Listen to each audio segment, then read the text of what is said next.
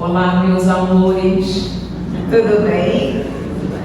Que clima gostoso, que bom estarmos mais uma vez juntos hoje, no meu último dia, mas espero, desejo muito voltar. Não apenas pelo carinho da casa, pelo carinho de todos vocês, mas porque realmente foi um evento que tocou muito meu coração. Já falei isso ontem para vocês e hoje estou e repito com muita alegria. E vamos falar do Consolador. Ontem falamos de Jesus e hoje falaremos dele novamente.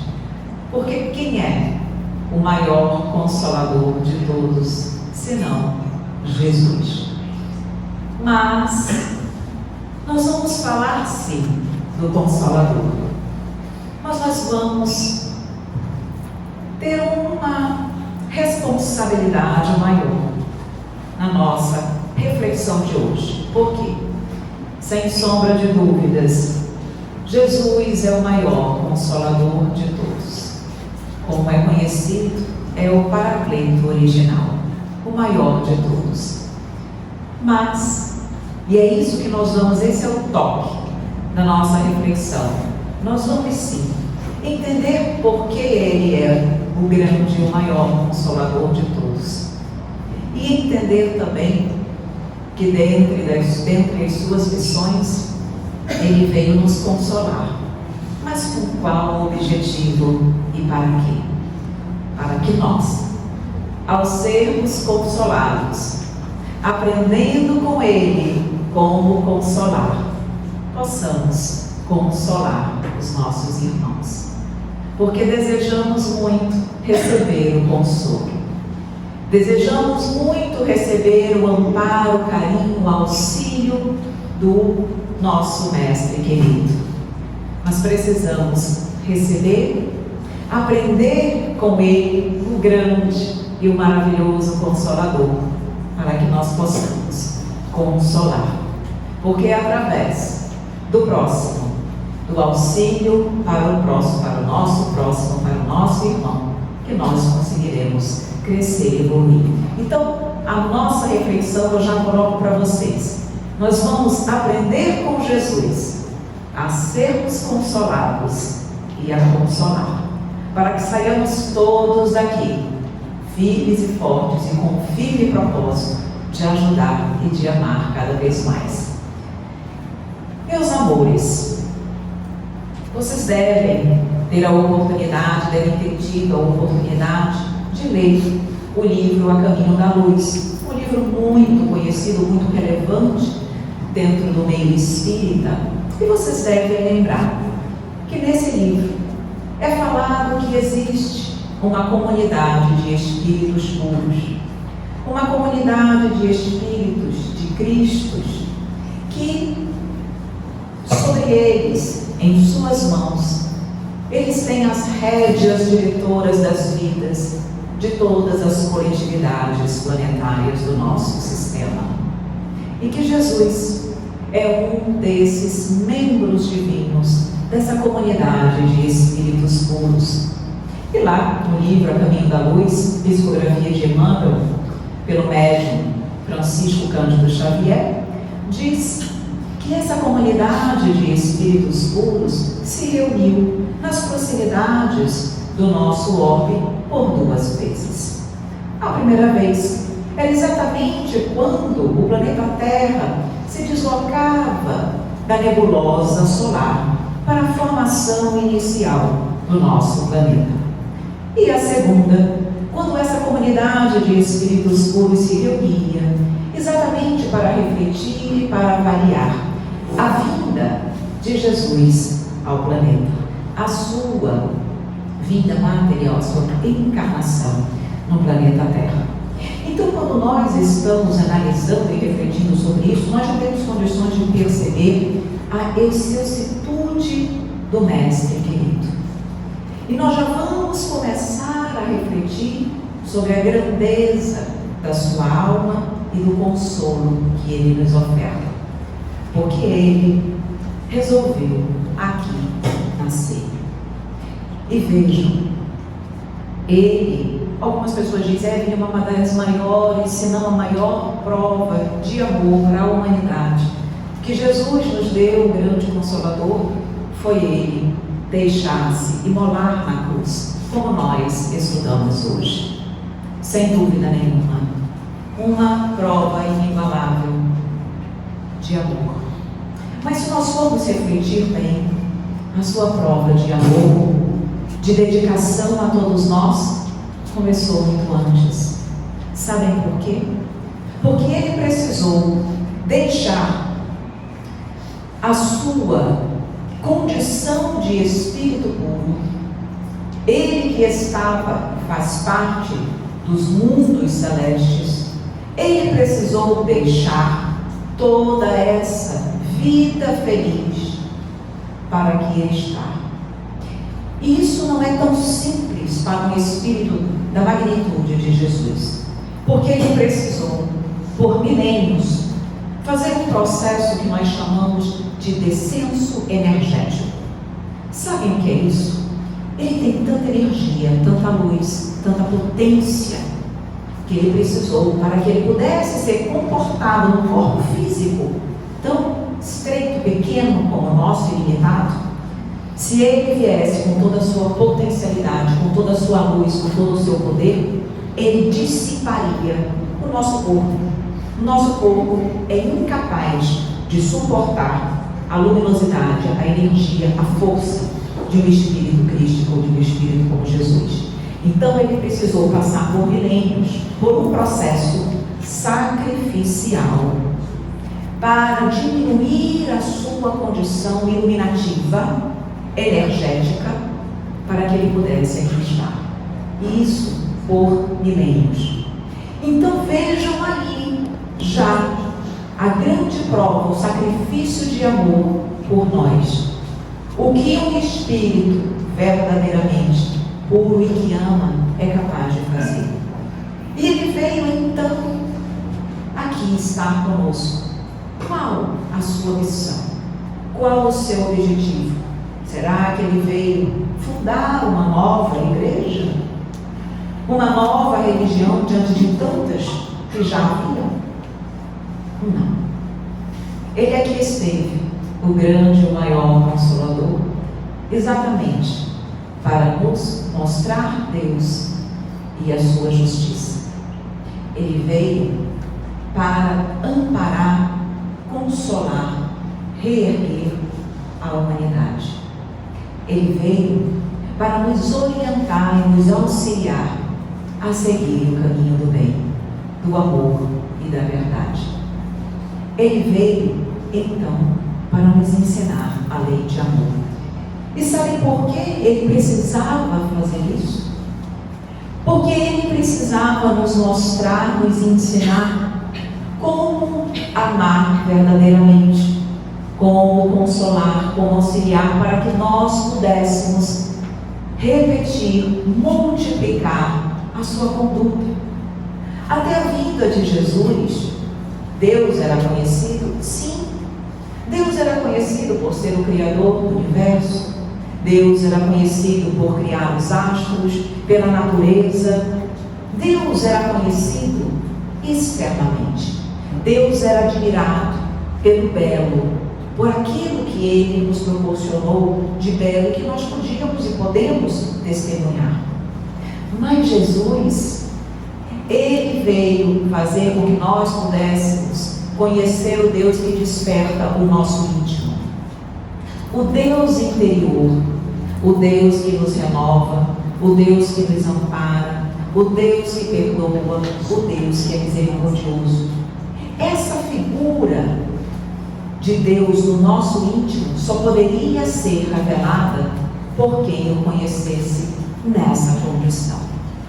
Então Jesus tinha a missão de revelar esse Deus interior, para que nós pudéssemos, a partir deste conhecimento e a partir dos ensinamentos de Jesus, replicar o seu comportamento, a sua boa nova, a sua doutrina. Nós temos sempre Jesus como modelo e guia, e temos que ter realmente. Mas nós precisamos lembrar que Em cada exemplo dele, nós podemos e devemos tentar empreender a todo momento, todos os dias da nossa vida. Então Jesus veio quando a humanidade já estava pronta, relativamente pronta, para esse conhecimento. Nós não estávamos adentrando na condição da nossa maturidade espiritual. Até então, nós estávamos, podemos dizer, na nossa infância espiritual. Com a chegada de Jesus, adentramos na fase da adolescência e estamos caminhando para a maturidade espiritual com a era da regeneração. Tanto é que na vinda de Jesus, consta lá no livro Boa Nova, a terra foi preparada, a psicosfera da terra foi preparada exatamente para essa chegada de Jesus. Então, muitos espíritos belicosos que estavam reencarnando naquela época não reencarnaram mais, mas espíritos mais voltados para o bem, que iriam secundar o trabalho de Jesus para que ele pudesse exercer adequadamente a sua missão. Então, nós chamamos ali a época gloriosa de Augusto, que é exatamente essa época onde esses espíritos belicosos deixaram, então, de reencarnar para que Jesus pudesse aqui chegar. Exatamente porque Deus sabia, e Jesus também, que a sua mensagem vararia os séculos, os milênios, como de fato acontece e tem que ser. Pois muito bem, então Jesus veio com essa missão de nos ensinar, de nos orientar para que nós pudéssemos replicar os seus ensinamentos. E nasceu aqui na Terra, teve a sua infância, como nós sabemos, afastou-se um pouco e retornou. E quando ele retornou, vocês lembram qual foi o primeiro sermão de Jesus?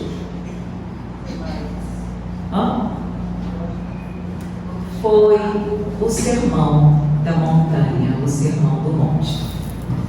Ontem eu falei do último, que foi o sermão profético, dentre as nossas considerações. Hoje nós vamos aprender com o primeiro. O primeiro sermão de Jesus foi o sermão do monte, o sermão da montanha. Vocês sabem por que esse foi o primeiro sermão? Exatamente porque o sermão da montanha, ele vem para aqueles que sofrem. Ele vem para aqueles que precisam ser consolados. Ele vem para aqueles que choram. Eles vêm para a humanidade necessitada. Jesus conhecia a nossa pequenez espiritual. Ele conhecia e conhece as nossas necessidades. Ele sabia que nós nos encontrávamos perdidos, angustiados, desesperançosos, humilhados, sentindo em seu coração que nós não tínhamos méritos para nada. Nos sentíamos humilhados, exaustos, e nós precisávamos de quê? De consolo. Por isso, o primeiro sermão de Jesus é exatamente para vir consolar os nossos corações, para nos trazer esperança, para nos dizer: confia, o futuro, o amanhã será melhor. Então ele veio trazer ânimo, esperança e fé a todos os desolados, desesperançosos do mundo. Quando nós estudamos as bem-aventuranças, nós vamos refletir um pouquinho sobre elas e vamos nos deter sobre aquela que é mais relevante para a nossa reflexão de hoje. Nós sabemos que ele nos trouxe as bem-aventuranças. O que são as bem-aventuranças? O que significa bem-aventuranças? Significa os felizes, mas não sob o aspecto material, mas sob o aspecto espiritual.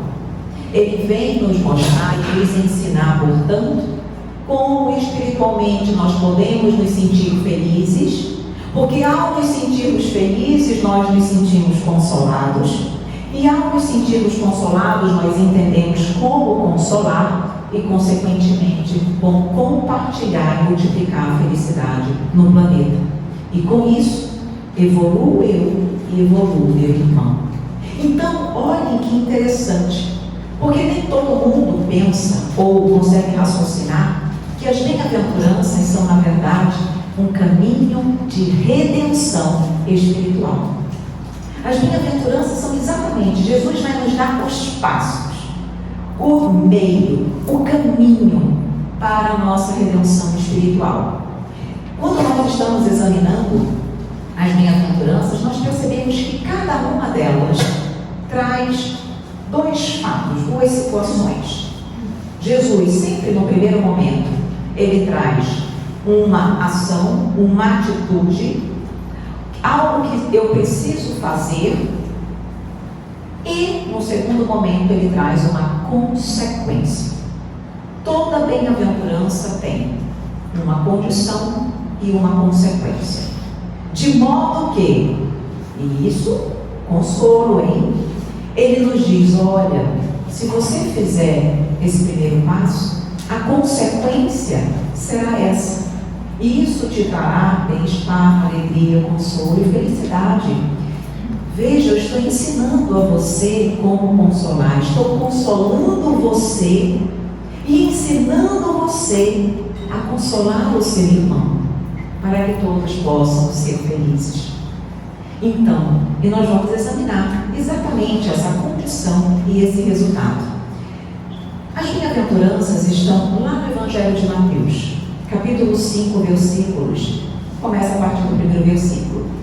Olhem a profundidade das palavras de Jesus. Ele começa dizendo o seguinte: Jesus, vendo a multidão, subiu ao monte e, assentando-se, aproximaram-se dele os seus discípulos e, abrindo a boca, os ensinava, dizendo. E aí ele começou a dizer, bem-aventurados, e seguiu nas bem-aventuranças. Vejam, Jesus, vendo a multidão, subiu ao monte. O que significa isso? Muito. Lembrando, não percamos a linha de raciocínio. Nós estamos sendo consolados, Jesus está nos ensinando, nos consolando para que nós possamos consolar o outro. Vejam aqui, subiu ao monte. Esse subir ao monte parece, no primeiro momento, um simples detalhe. Não é. Jesus, o grande consolador, ele subiu ao monte. Esse subir ao monte significa elevar-se espiritualmente, crescer. Jesus elevou-se e apresentava autoridade moral para que ele pudesse consolar. Nós precisamos também nos elevar espiritualmente, através do conhecimento, através da capacitação, através do estudo, através da busca pela nossa moralização, para que eu possa auxiliar, amparar e consolar. Mas vejam, Jesus elevou-se, nós precisamos nos elevar, mas ele diz aqui na sequência, subiu ao monte e, assentando-se, aproximaram-se dele os seus discípulos. Vejam, nós precisamos nos elevar também, nos capacitar, mas nós não podemos perder a nossa humildade, porque nós muitas vezes fazemos isso. Adquirimos muito conhecimento, mas em função do conhecimento adquirido, o nosso orgulho, a nossa vaidade acabam tomando conta do nosso coração. Nós perdemos a humildade que nos aproxima do próximo.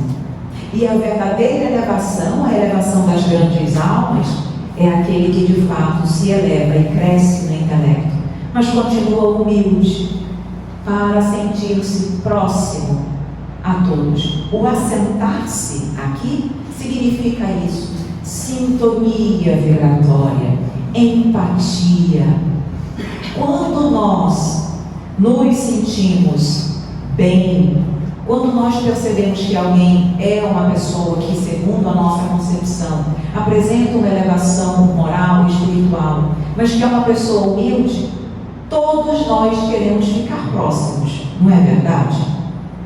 Porque é algo que atrai, é algo que faz com que nós nos sintamos acolhidos e amparados. Então Jesus está nos ensinando, está nos consolando. Diz aqui: aproximaram-se dele os seus discípulos. Ou seja, os discípulos estavam ali aproveitando a oportunidade ao lado do mestre, que apresenta autoridade moral, mas apresenta humildade para ensinar, para acolher e amparar. Logo, nós também estamos aqui buscando essa elevação, buscando subir esse monte. Nós precisamos também nos assentar, para que as pessoas que nos rodeiam possam ver em nós uma representação de Jesus, para que assim como Jesus veio consolar o povo, as pessoas possam perceber em nós aqueles que podem ajudar nesse consolo. Mas tem mais, ainda diz: e abrindo a boca, os ensinava, dizendo. Abrir a boca, abrindo a boca, os ensinava. Abrir a boca é algo tão profundo, porque não é só, Jesus não apenas falava, Jesus falava e amava através das palavras. Em cada palavra de Jesus vinha ali junto sentimento, amor, carinho verdadeiro. Não é só falar, mas é ali você colocar toda a tua verdade, todo o teu sentimento, todo o teu amor, todo o teu carinho, todo o teu cuidado com aquele que está ali e que vai te ouvir. Nós, quantas vezes estamos perdendo a oportunidade de utilizar a fala para consolar, para amparar, para acolher, e utilizamos para destruir, para pequenar, para maltratar, para destruir sonhos, para criticar, para julgar. Nós estamos sendo trabalhados para sermos consoladores, mas nós só queremos ser consolados? Não. Precisamos então também abrir a boca e ensinar, como Jesus tão lindamente fez conosco e nos ensinou. Então Jesus, através das palavras, levava o consolo às pessoas, aos que sofrem. E nós devemos fazer a mesma coisa. Encarnados, naquela época, eram inúmeros, enfermos, derrotados de toda sorte, eram muitos.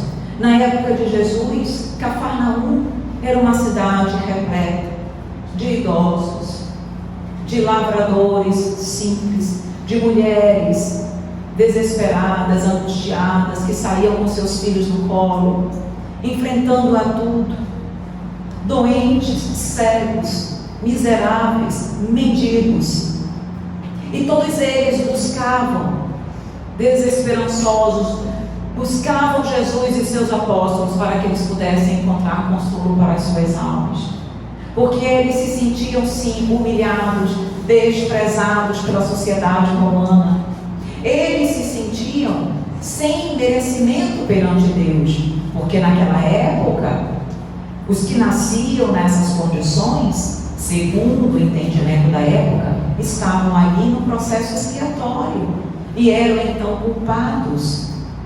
Não conheciam a ideia de um Deus misericordioso e bom, que abre a porta para todos os seus filhos e que diz: nenhuma ovelha se perderá.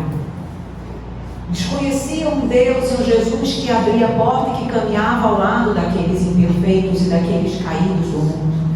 Então eles estavam necessitados de um alimento para a sua alma.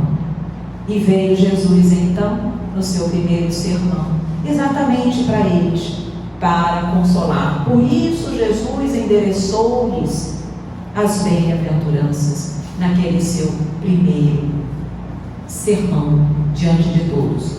E as bem-aventuranças são para nós também, porque nós nos encontramos ainda na condição de muitos daqueles que ouviram Jesus. Nós, mesmo com o conhecimento da doutrina que é luz em nossas vidas, sem a menor sombra de dúvida, mas em muitos momentos nós conseguimos olhar para dentro do nosso coração e perceber que ainda falta alguma coisa. que eu ainda me sinta entristecida, angustiada, melancólica, triste. Eu ainda, mesmo sabendo que eu não devo fazer determinada coisa, às vezes eu ainda faço. E nós também nos sentimos entristecidos, nós também sentimos necessidade de consolo. Então as bem-aventuranças é para nós, porque Jesus está dizendo: olha, eu estou aqui, eu vou te consolar, permita-me consolar-te, compreenda as minhas palavras, para que verdadeiramente você possa usufruir delas, beneficiar-se delas e crescer, sentir-se consolado e poder consolar. Vejam que Jesus, Ele não exclui os que não sofrem das bem-aventuranças, mas Ele endereçou esse sermão exatamente para os que necessitavam de consolo, porque aqueles que se acham os felizardos do mundo, aqueles que se acham realmente que não tem ausência, que não tem necessidade, perdão, da divindade, esses não abrem o seu coração para as verdades espirituais. Por isso que Jesus disse: eu vim para os doentes, não para os sãos. Porque esses que se veem na condição de sãos são mais doentes do que os outros, mas em função do orgulho não enxergam a sua própria torpeza espiritual e, portanto, não abrem o seu coração para as verdades espirituais. Ainda um dia o irão fazer.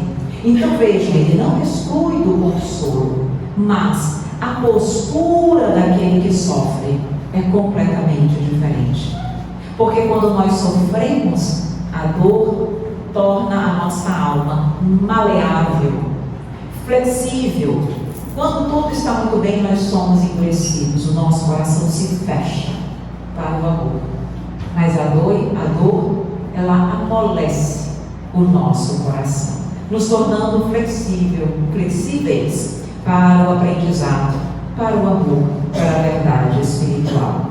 E não sou eu que disse isso, não sou eu que estou dizendo. Jesus disse para Levi, está lá no livro Boa Nova, no capítulo 11, que fala exatamente sobre o Sermão do Monte. E foi Jesus, exatamente Jesus, que veio dizer que a dor permite a transformação. E ele diz assim, para Levi: o leito de dor, e ele está dizendo isso para nós, para que nós possamos dizer também, o leito de dor, a exclusão de todas as facilidades da vida, a incompreensão dos mais amados, as chagas e as cicatrizes do espírito, são luzes que Deus acende na noite sombria das criaturas. Prestem atenção agora. Suas almas, desses que sofrem, são a terra fecundada pelo adubo das lágrimas e das esperanças mais ardentes, onde as sementes do Evangelho desabrocharão para a luz da vida. Então está aqui ele dizendo: Levi, Levi, o povo, meus irmãos, ainda são muito endurecidos, por isso eles ainda têm a necessidade de experimentarem a dor, mas não porque meu Pai deseja vê-los sofrer, mas porque meu Pai percebe e reconhece que eles ainda necessitam desse remédio amargo para abrirem o seu coração para a espiritualização. Mas a dor não é o objetivo e nunca será. O aprendizado e o crescimento, sim. Pois muito bem, aí Jesus começa a nos dizer as bem-aventuranças, e ele diz a primeira: bem-aventurados os pobres de espírito, porque deles é o reino dos céus. Pobres de espírito, o Evangelho segundo o Espiritismo nos dá uma aula maravilhosa sobre este tema, e ele nos diz: pobres de espírito, no entendimento, na orientação, na verdade de Jesus, são aqueles humildes. Por que humildes? Porque os humildes reconhecem a sua pobreza espiritual diante de Deus e quando dele se apartam. Por isso que Nós precisamos trabalhar a humildade, porque a humildade faz eu perceber que eu nada sou longe do Mestre. Que quando dele me aparto, eu jamais conseguirei participar, pertencer ou adquirir o reino dos céus. Lembrando que o reino dos céus, no aspecto íntimo, interior, é o estado de alma, de felicidade plena, de alegria e de paz, onde quer que ele esteja, encarnada ou desencarnada. Ou no aspecto exterior, é a morada dos espíritos elevados, dos mundos felizes, dos mundos celestes. O mundo de regeneração nós também podemos enquadrar, mas no aspecto exterior, é a possibilidade, é o direito, é o merecimento de habitar as moradas mais felizes. Então ele diz: os humildes, os que sabem que não podem se apartar de Deus, porque esses encontram-se em pobreza espiritual, esses terão sempre a plenitude, a paz no seu coração. Então ele está nos consolando e dizendo: filho, tu que ainda vives do teu orgulho, tu que ainda te consideras melhor, autossuficiente, reflete e pensa sobre a tua vida. Porque enquanto tu optares por seguir este caminho, tu vais sempre ser acompanhado da dor e do sofrimento. Ele não está consolando as criaturas? Ele não está exatamente ensinando como consolar? Então ele está dizendo: tu queres ser consolado? Então busca a tua humildade. Acaba, foge, trabalha arduamente esse orgulho dentro do teu coração. Porque quando tu optares pelo orgulho, tu serás sempre um sofredor. E eu não estou aqui para te ver sofrer, mas eu estou aqui para ajudar-te a obter o reino de Deus. Trabalhando então o orgulho, adquirindo a humildade, nós estamos sendo consolados e podemos consolar o outro.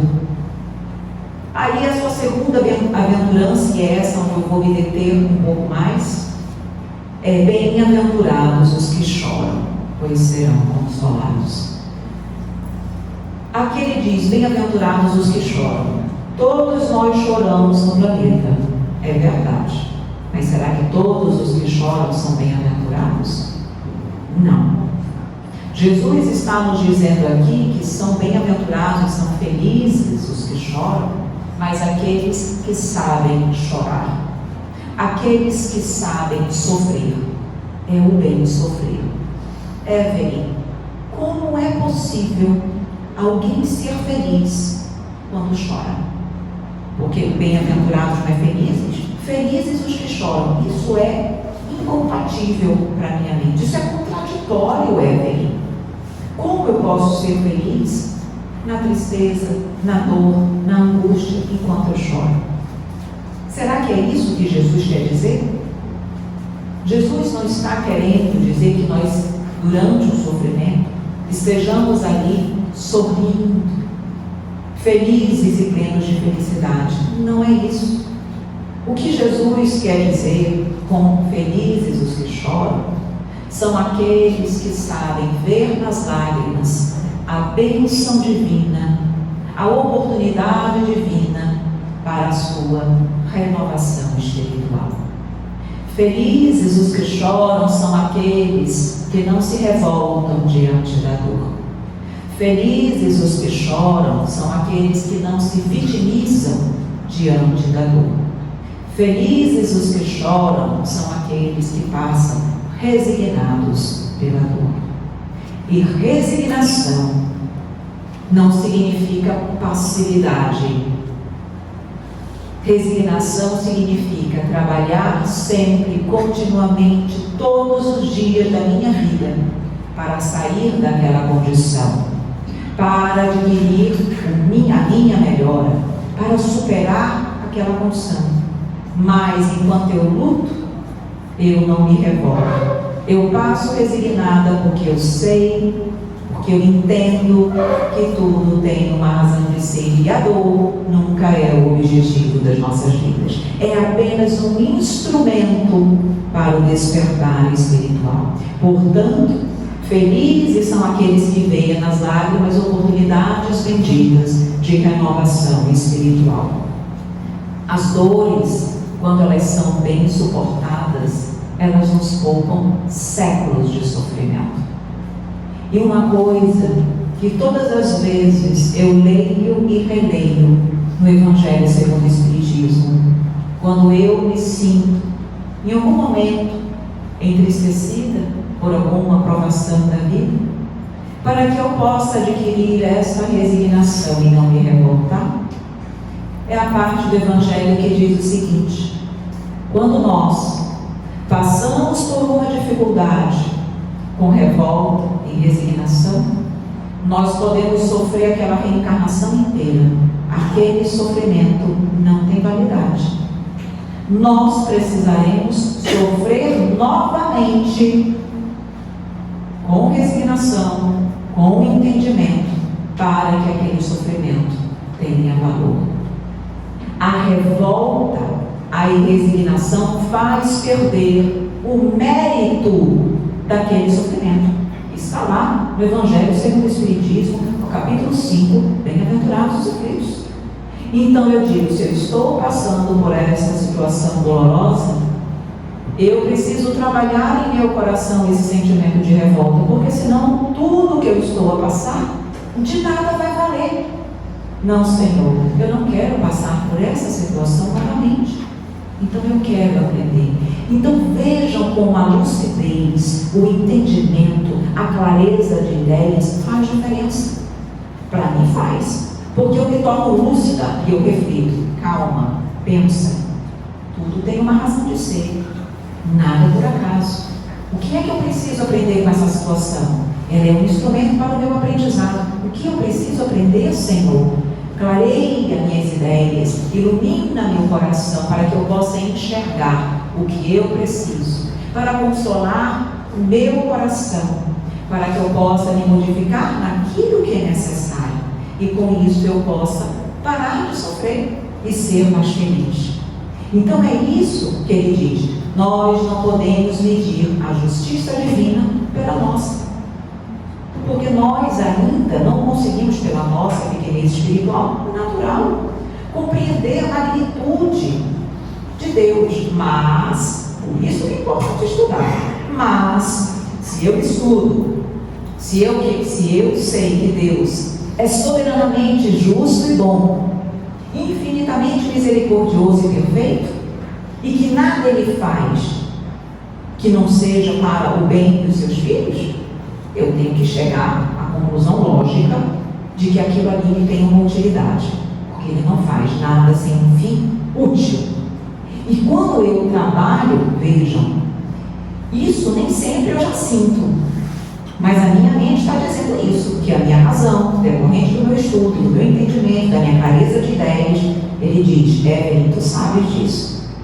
Aí o nosso trabalho é passar da mente para o coração, para que eu sinta isso, para que no meu coração, a minha mente diz uma coisa, mas o meu coração está revoltado, porque eu não quero que as coisas aconteçam assim. Então o nosso trabalho é esse, exatamente para que nós possamos aprender a lidar com as dores de uma forma positiva, fazendo com que a razão internalize no nosso coração. Essa é a nossa luta diária, mas isso traz um consolo fenomenal. Então nós temos que aproveitar a dor para o reajustamento dos nossos valores.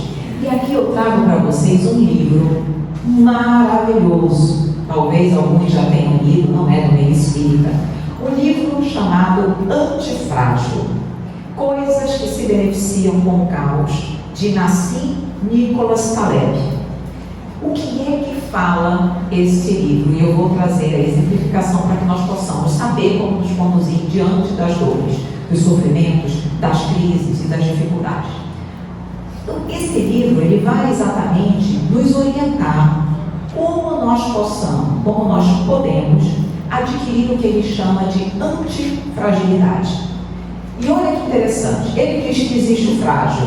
eu vou exemplificar o que ele coloca como frágil, para que nós possamos, através do exemplo, captar. Ele diz que existe o frágil.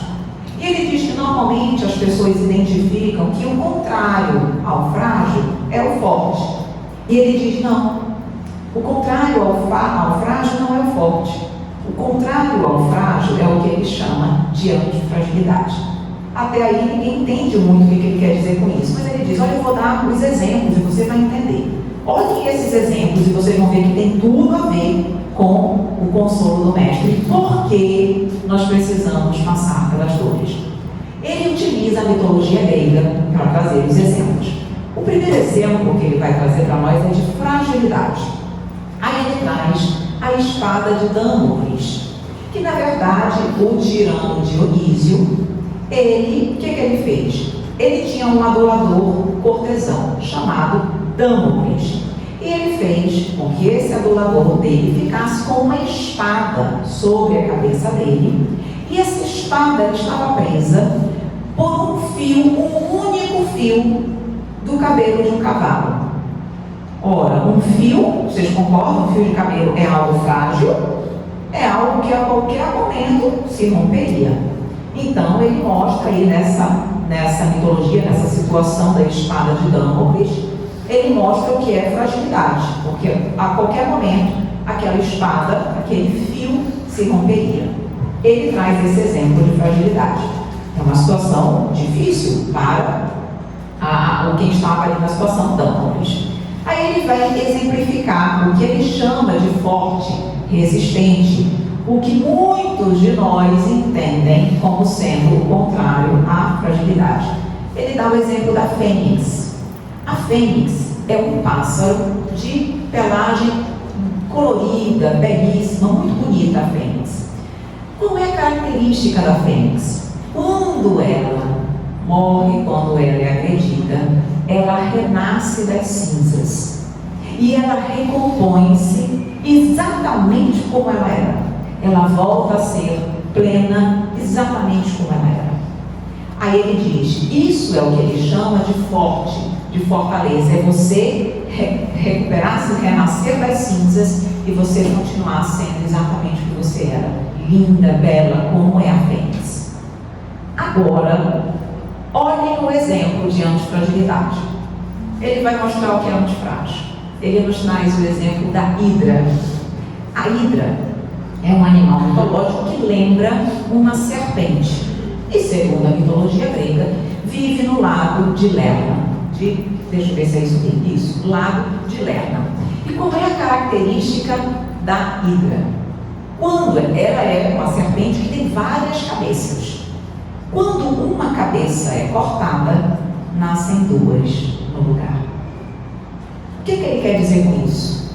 Que a hidra, ela cresce no caos.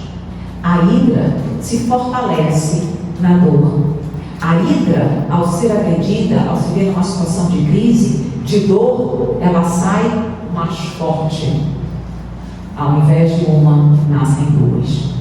Isso é o que ele chama de antifrágil, ou seja, aquele que diante de uma situação dolorosa, difícil, de crise, consegue crescer, sair mais forte, sair mais inteligente, sair mais maduro, sair mais lúcido, sair mais amoroso, sair mais caridoso. Então, nós precisamos ser como a hidra. As dores da nossa vida são situações que nos colocam ali para que nós possamos agir numa condição de fragilidade, nos deixarmos depressivos, deixarmos que aquela situação tome conta da nossa vida, tire o nosso ânimo, tire a nossa vontade de trabalhar, tire a nossa confiança, tire a nossa fé. Posso reagir com uma situação de fragilidade. Posso reagir como a fênix, ou seja, vem o sofrimento, eu caio um pouquinho, mas eu levanto, mas eu fico exatamente igual. Será que o objetivo da dor é eu sair da dor exatamente igual como eu entrei? Não. O objetivo da dor é exatamente que eu saia como a hidra. Melhor, mais forte, mais evoluída. Quando vem um problema, Eu não preciso trabalhar o meu intelecto para poder sair daquela situação?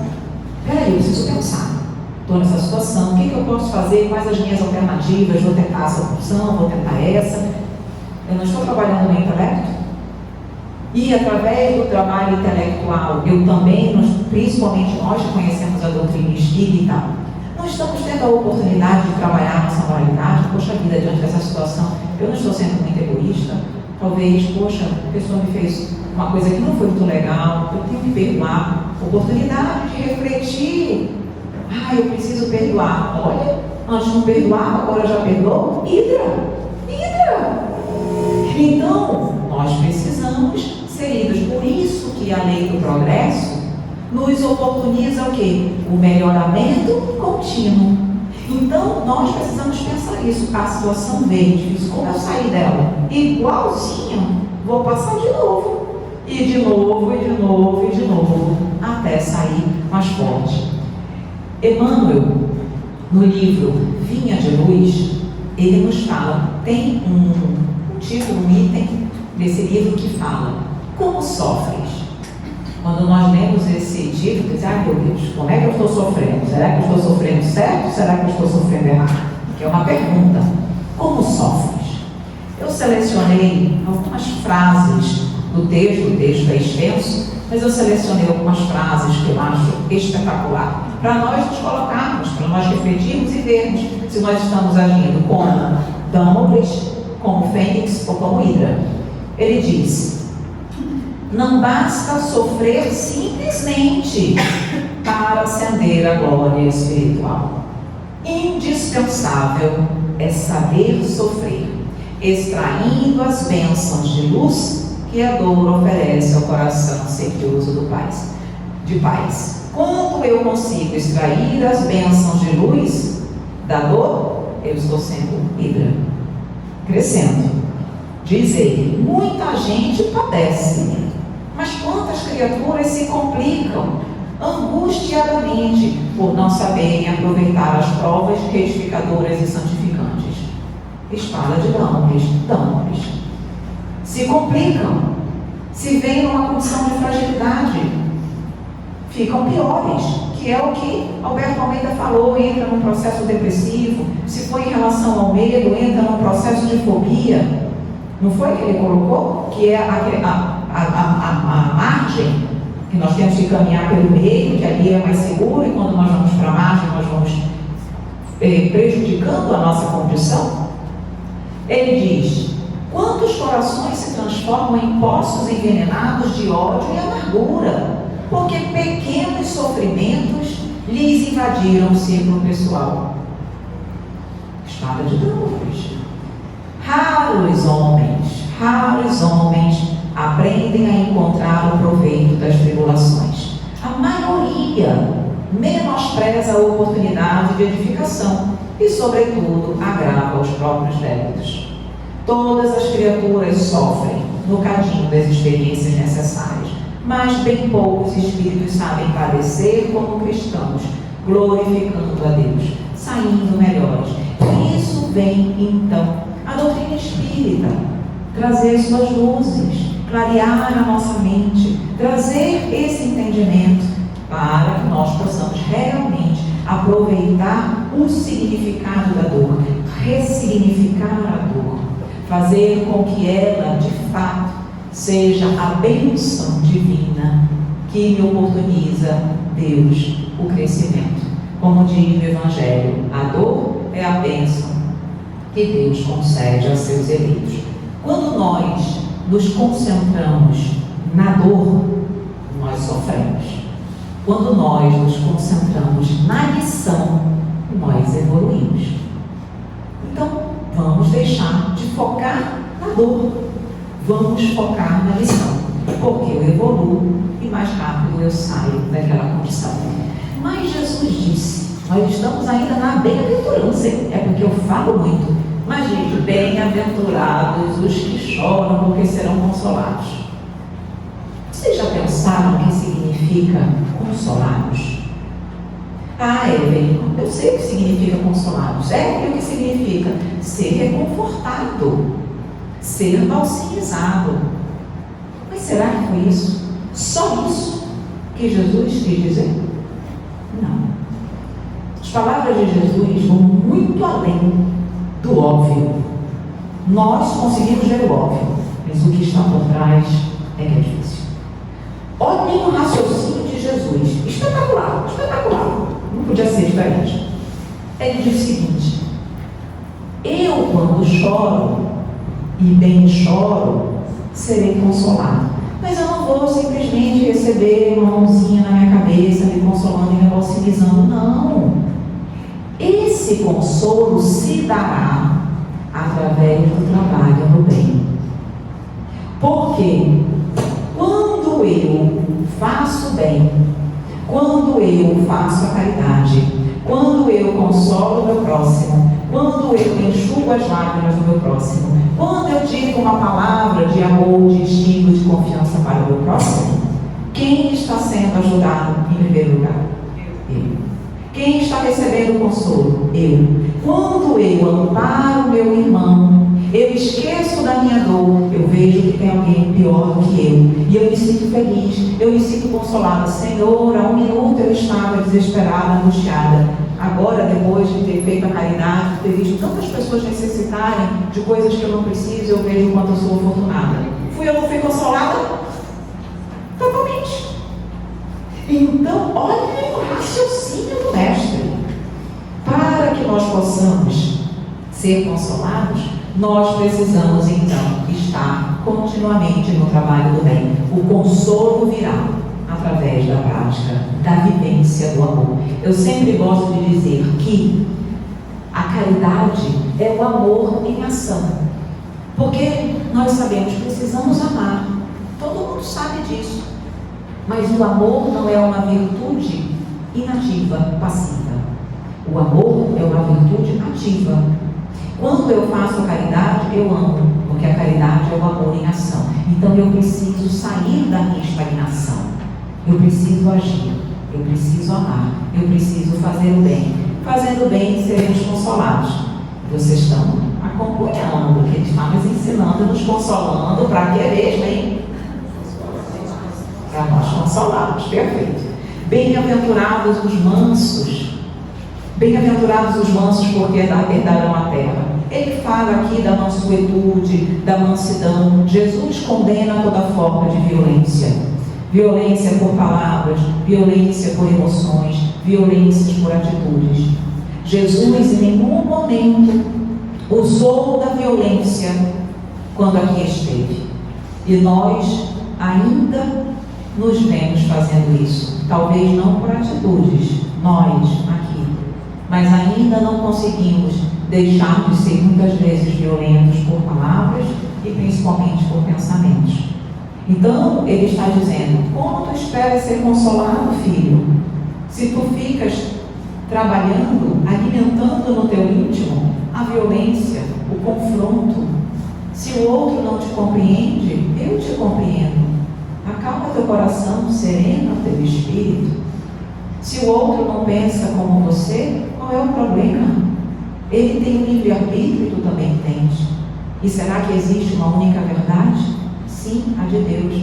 Mas será que nós já temos a plenitude dessa verdade tão íntegra dentro dos nossos corações para que tudo aquilo que eu fale seja um reflexo perfeito da verdade divina? Como tu podes afirmar com toda a tua segurança que a tua verdade é mais verdade do que a verdade do outro? Se todos nós ainda somos enfermos da alma, se não fôssemos estarmos na terra. O que é isso? Orgulho. E vem lá primeiro: bem-aventurados os pobres de espíritos, porque deles é o reino dos céus. Está nos ensinando a consolar. Então ele está aqui nos dando um caminho, mas nós precisamos trabalhar. Bem-aventurados os que têm fome e sede de justiça, porque serão saciados. Quando ouviram isso naquela época, os judeus vinham de um processo de escravidão há muito tempo, não só da escravidão do Egito. Eles foram escravizados por vários povos e ainda veio, no fim, a escravidão ali, a perseguição romana. Então, o povo judeu, eles tinham fome de justiça, fome e sede de justiça. Quando equivocadamente leiam porque serão saciados, na mente deles entendiam que esses saciados era um confronto, no retorno de violência, conseguindo superar as suas dificuldades através da força. E Jesus veio mostrar que serão saciados sim, mas pela misericórdia e pela compaixão. Porque aqueles que oprimem são doentes da alma. E quando eu consigo compreender que aquele que fere é necessitado da minha piedade, da minha compreensão, do meu amparo e da minha ajuda, eu desisto de querer me vingar dele, porque eu vejo, meu Deus, eu tenho pena dessa criatura, como Jesus tinha pena de nós, quando via as nossas atitudes impensadas. Olhem como a compreensão muda tudo. Ao invés de eu querer retribuir uma agressão com violência, eu digo, ele é digno da minha oração. Então Jesus diz, serão saciados, porque a partir do momento que eu compreendo que eu atuo com misericórdia e compaixão, eu me sinto saciado. Aquela minha ânsia de sede de justiça, ela é acalmada, ela é encontrada. Então, são fatos. Saciados não significa de forma alguma violência. Ele ainda diz, bem-aventurados os misericordiosos, porque alcançarão misericórdia. É um complemento. Ali é um complemento, é uma linha de raciocínio que Jesus está nos trazendo. Então ele vem exatamente falar da misericórdia, da compaixão e do amor, reforçando em nós que nós jamais encontraremos a felicidade, jamais encontraremos o reino dos céus enquanto nós ainda nos fixarmos em revidar. Nós precisamos atuar, trabalhar o nosso coração para unir. Bem-aventurados os limpos de coração, porque verão a Deus. Os limpos de coração, o coração simboliza a emotividade, simboliza o sentimento, simboliza o amor. Então, puro de coração são aqueles que já conseguiram, pelo menos, extirpar em grande parte o orgulho e o egoísmo dos seus corações. Então ele diz aqui, porque verão a Deus. Não significa ver a Deus com os olhos do corpo físico, não, mas com os olhos da alma.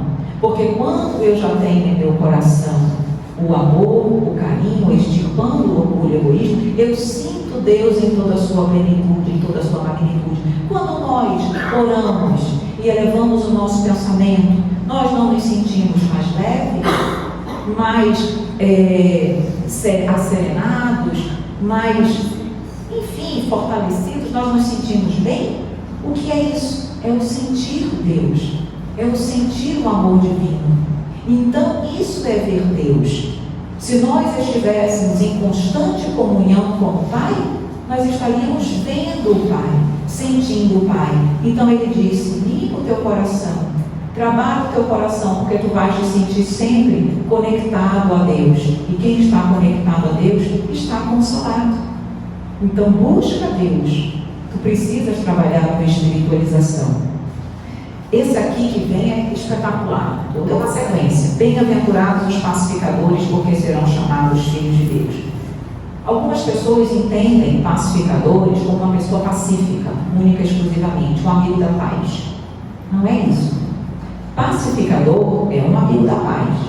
Traz a paz dentro do seu coração. Mas o pacificador é aquele que tem a virtude ativa, que labora, que age, que trabalha pelo bem, pela paz.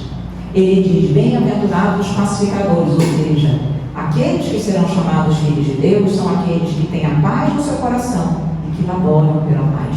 Todas as suas atitudes, pensamentos, emoções é para a paz do mundo, para a paz interior, para a paz do seu círculo, para a paz da humanidade.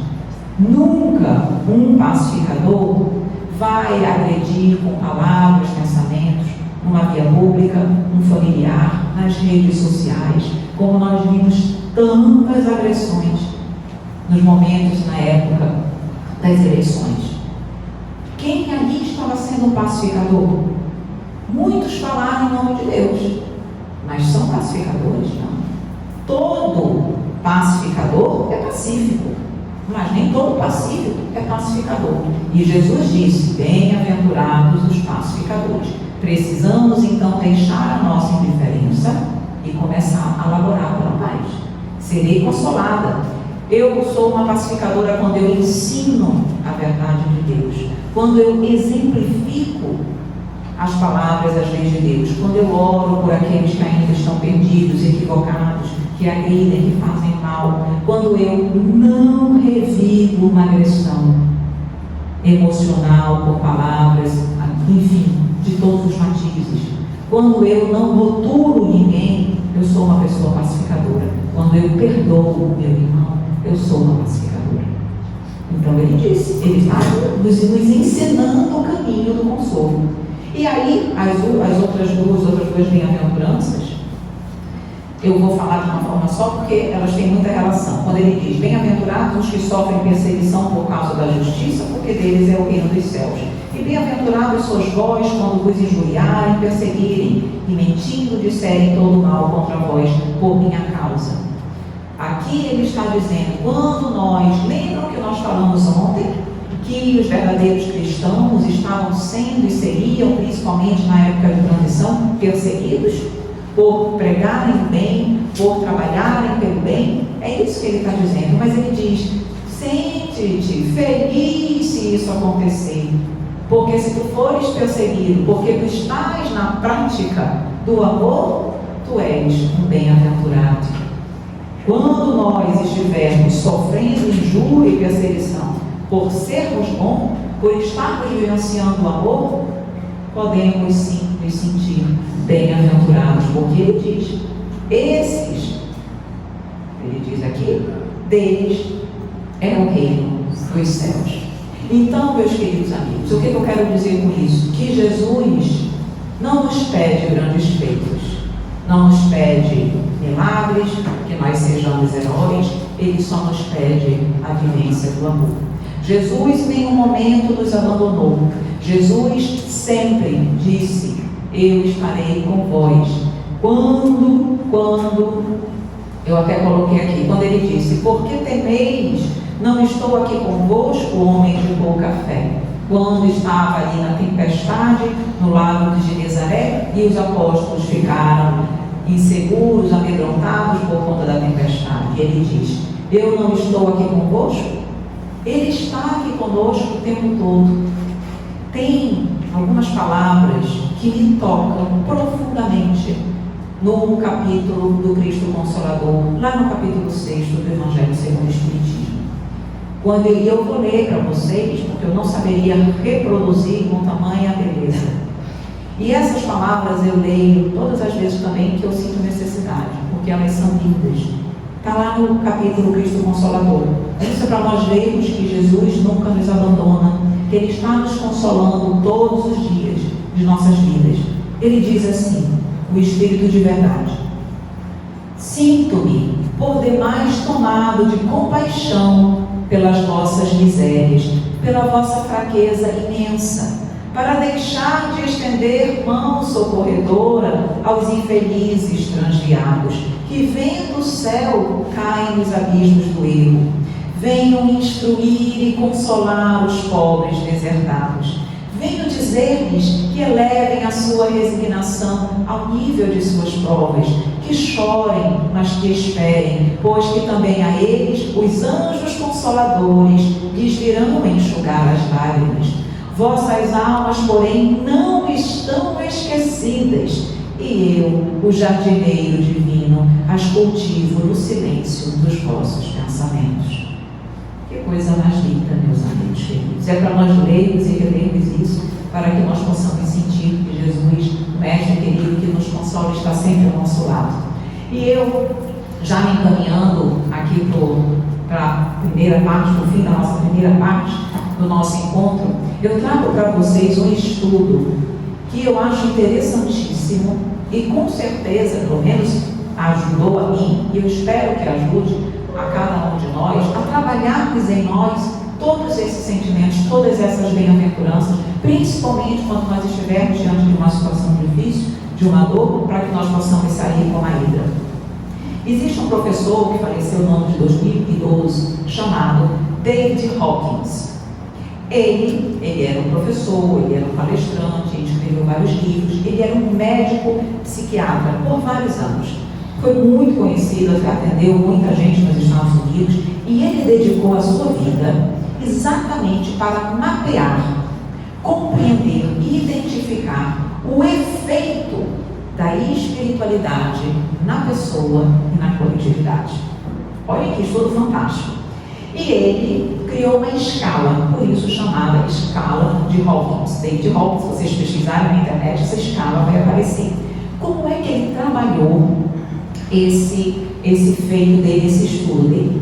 Ele identificou que cada um de nós tem um campo magnético, um campo vibracional. Até aí, tudo conforme a doutrina espírita. Todos nós sabemos que nós temos as nossas vibrações, o nosso campo energético. Pois muito bem, ele mapeou o seguinte, o efeito desse campo na vida das pessoas e da coletividade. E ele foi vendo que ele estabeleceu uma escala, 20, 30, 100, 200, cada nível desse era um nível de um tipo de emoção que preponderava. E ele identificou o seguinte, que as pessoas, quanto mais para baixo, energias e sentimentos mais negativos. Quanto mais elevava, mais sentimentos e energias positivas. Olhem o que ele identificou, que as pessoas que tinham um nível dentro dessa escala, um nível, um campo magnético acima de 200 para cima, essas pessoas não adoeciam. Mas que quem tinha um nível abaixo dessa tabela de 200 eram as pessoas que normalmente enfermavam.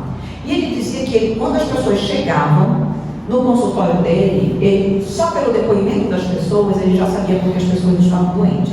Porque ele disse, a melhor solução para que as pessoas não adoeçam e alcancem esse nível, essa escala, desse campo magnético alto, é o amor. Ele até fala que as células cancerígenas, elas odeiam o amor, porque exatamente quem não ama, que enferma. E ele dizia que as pessoas chegavam lá e não falavam do amor, só falavam de dor, de insatisfação, de angústia, de problemas. Aí ele entendia porque as pessoas encontravam-se doentes. E ele diz o seguinte, no estudo que ele fez, está lá no livro Poder contra a Força, de 1995. Ele diz o seguinte, que apenas naquela época, não posso dizer hoje porque eu não tenho esse estudo, naquela época ele dizia, isso que eu vou dizer agora é espetacular, prestem atenção para nós podermos nos inspirar. Ele diz o seguinte, apenas 15% de toda a humanidade terrena vibra acima de 200. 85% vibra abaixo. O maravilhoso vem agora.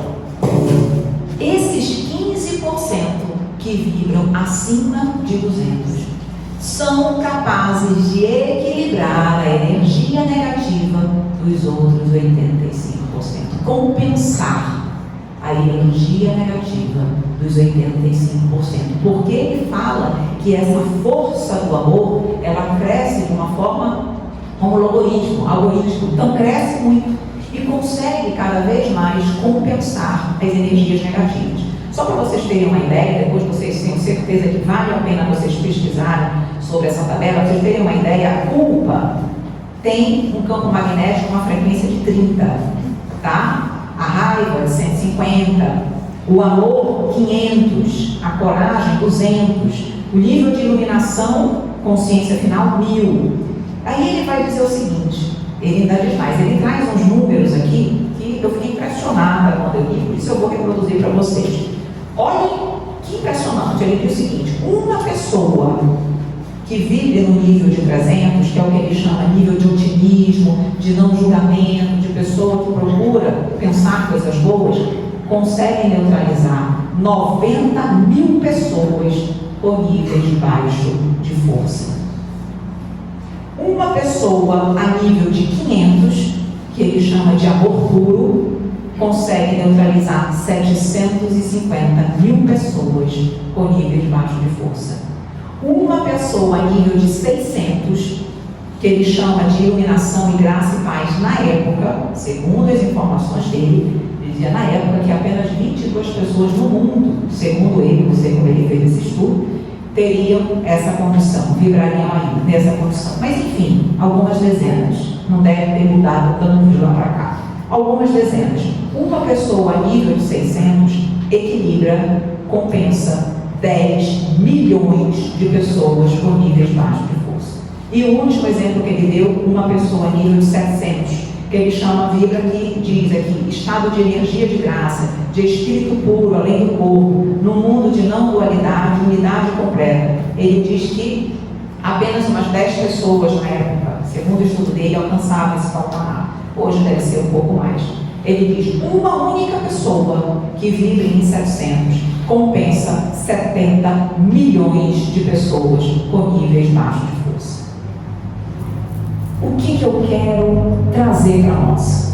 Que nós precisamos agir como agentes de equilíbrio energético, de iluminação da humanidade. Tudo a ver, percebem? Bem-aventuranças, somos consolados, consolamos, vibramos amor, mudamos o mundo. Então nós temos que agir como agentes de transformação. Nós temos que trabalhar o nosso coração para sair dessas energias que nos colocam no campo de força negativo. Aí o que eu mais quero é tentar vibrar no 200.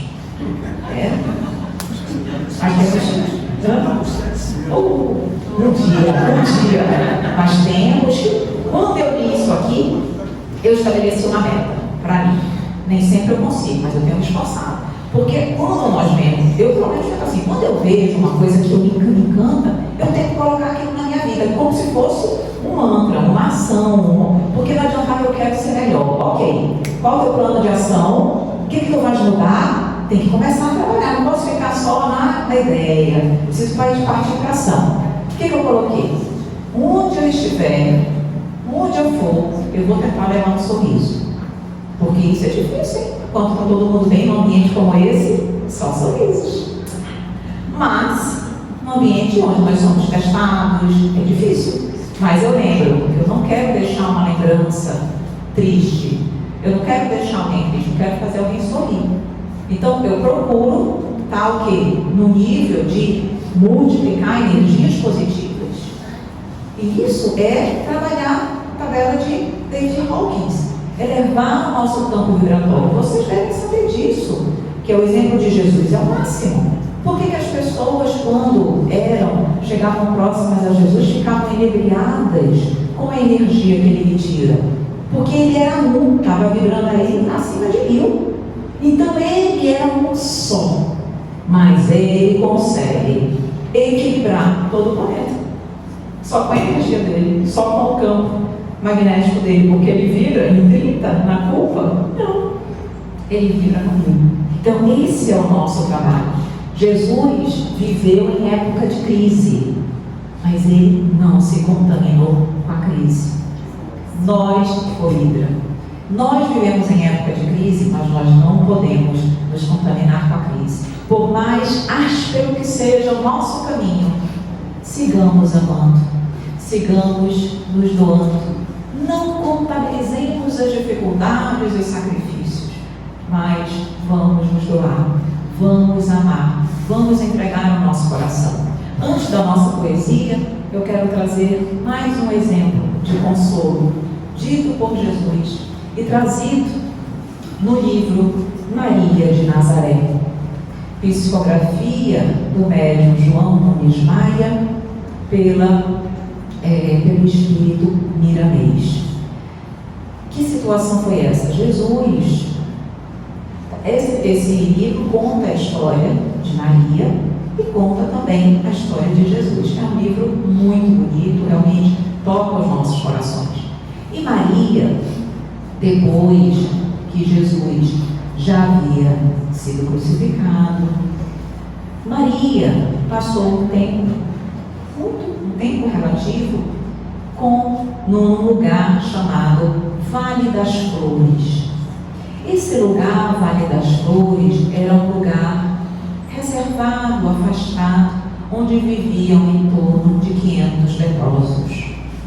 E Maria foi para lá devagarinho, começou a levar. No primeiro momento, as pessoas não se aproximavam pela sua condição, pela sua vergonha, pelo seu temor. Aí, devagarinho, Maria começou a se aproximar, a ajudar, a cuidar. Até que teve um momento onde ela conseguiu, naquele Vale das Flores, naquele ambiente. Por que era chamado Vale das Flores? Porque o caminho que chegava até lá tinha flores belíssimas. O local tinha flores belíssimas, embora as pessoas que lá vivessem estivessem cometidas do mal de Hansen. E ali, na primeira vez que ela conseguiu reunir todos, como nós aqui estamos, reuniu aqueles 500 leprosos, como numa grande reunião como essa, e ela começou a falar de Jesus, porque até então ela estava só de forma pontual, consolando, ajudando. E nessa primeira vez, onde ela conseguiu falar daquela forma, daquele momento para todo mundo, enquanto ela falava, ela visualizou Jesus. Teve a visão, Jesus se mostrou para ela, e ela, extremamente emocionada, vendo ali a visão do filho dela, ele lhe diz palavras belíssimas. Eu vou ler para vocês. E são essas palavras que nós precisamos lembrar. Quando nós estivermos precisando de consolo, utilizando o conselho de Jesus, nós seremos consolados. Ele diz para Maria: Mãe, mãe, como te quero. O meu coração se alegra na alegria que ofertas a esses que tanto amo e que deves amar como a mim. Sinto que os teus passos marcam a tua grandeza, distribuindo esperança aos que sofrem e paz aos atribulados. Entrega o teu coração como fonte de esperança para os filhos do infortúnio e eterniza a tua alegria para a alegria dos que te cercam. Mãe, quando quiserdes me ver, venha ao encontro destes desprezados da sociedade. Quando sentires necessidade da minha presença, veste-os luz. Estou sempre com os que não têm teto, e estarei contigo sempre, porque atendes a voz de Deus no mundo da tua consciência. A paz te deixo, a paz te dou. Vocês, meus queridos amigos, vamos consolar. Através desse consolo ao próximo, nós seremos consolados. E para finalizar a nossa poesia, como nós estamos falando do Consolador, vamos trazer a poesia do Cristo Consolador. Vinde a mim, todos vós que estáis aflitos, disse o Mestre aos corações sofridos. As dores têm consolação na fé do futuro, ainda quando esse nos parece obscuro. Basta confiarmos na justiça de Deus para o sofrimento darmos a Deus. O seu jugo para nós devemos tomar, se quisermos com a dor um dia acabar. O seu jugo é leve, a sua lei é suave, impondo apenas o amor e a caridade. O Cristo Consolador mostra a verdade, dissipa as trevas e toda iniquidade. Pelas nossas misérias teve compaixão, por nossas fraquezas estendeu sua mão. Socorre a todos os infelizes transviados. Esperemos, pois seremos consolados. É o grande médico das almas doentes. Dessa verdade estejamos conscientes. Traz o remédio que nos há de curar, permitindo-nos a felicidade encontrar. O Cristo Consolador é, portanto, o amigo que jamais nos deixará ao desabrigo. Sigamos firmes nessa caminhada de luz, sempre ao lado dele, nosso amado Jesus. Muito obrigada.